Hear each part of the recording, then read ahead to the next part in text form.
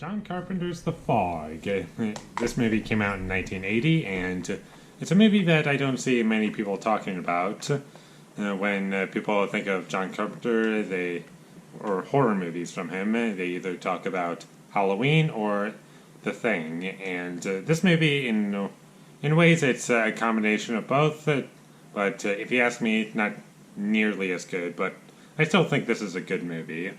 What I really like is the rule is basically the fog only comes in at night, and on the 21st of April, 100 years ago, something happened, and now these people are coming back to take vengeance, basically, and they come back, they do some horrible things, and they're basically pirates. Ghost pirates, and it's pretty cool. I really like this movie. And during the nighttime sequences, the movie understands how to build up tension and really let that release and the jump scare. There are jump scares in this movie, but they're all handled very well. They are all earned, I feel. The music in this movie was very well done. I listened to it quite a bit after I finished watching the movie. I watched this movie twice just to know how we really feel about it. It's mainly about these villains that are going after these different groups of people that all come together by the end of the movie without giving anything away. There's lots of suspense during these nighttime sequences, and it's very exciting, or very thrilling, and it always has your attention. It grabs you. It doesn't let go. I love it. And there's some good performances in it, though not all of the acting's great. The sets are great. You always feel as if you're on an actual environment. It never feels as if you're on just a set. It always feels as if you're on an actual location and put effort to make everything look real and as if this is actually happening. And it's very well presented, and that's what I really like about the movie. Dean Cundey did the cinematography for this movie, and he also did the cinematography for Halloween, for those who don't know, and a whole bunch of other stuff, but yeah, you can tell because there's lots of blue, and you see lots of blues, there's lots of red lights, and yeah. The movie looks good. Definitely feels as if there was a lot of effort put into this movie, and I think there's a lot to appreciate about it on a technical level, but where this movie falls apart for me is the daytime sequences. When those are around, they're kind of hit or miss. And the best way to describe what I don't like about them is to put it this way.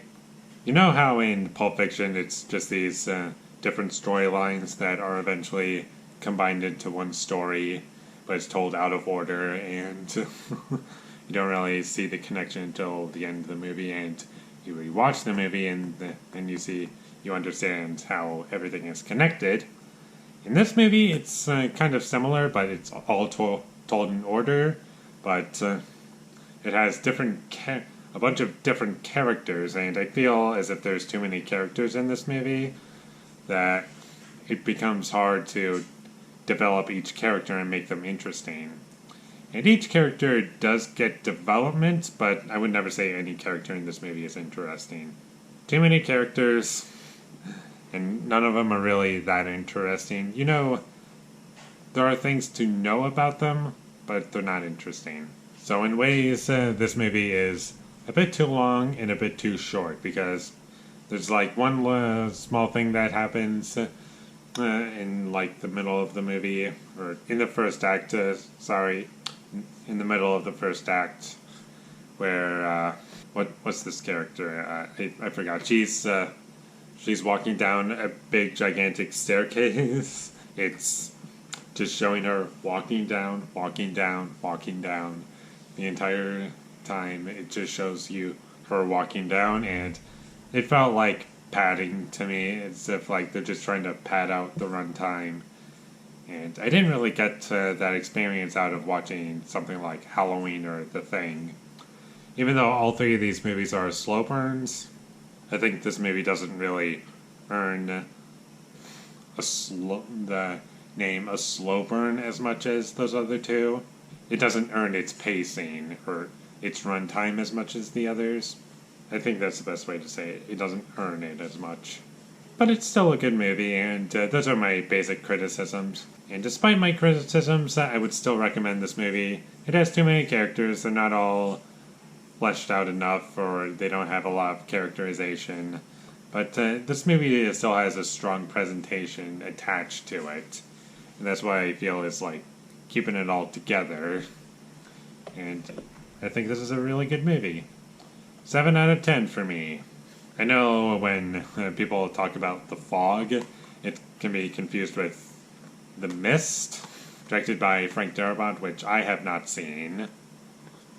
I still need to see that. Apparently there's a black and white version of that movie. And I was recommended to watch that version over the colorized version, because that's the actual movie. The intended version, sorry. So what did you think of John Carpenter's The Fog?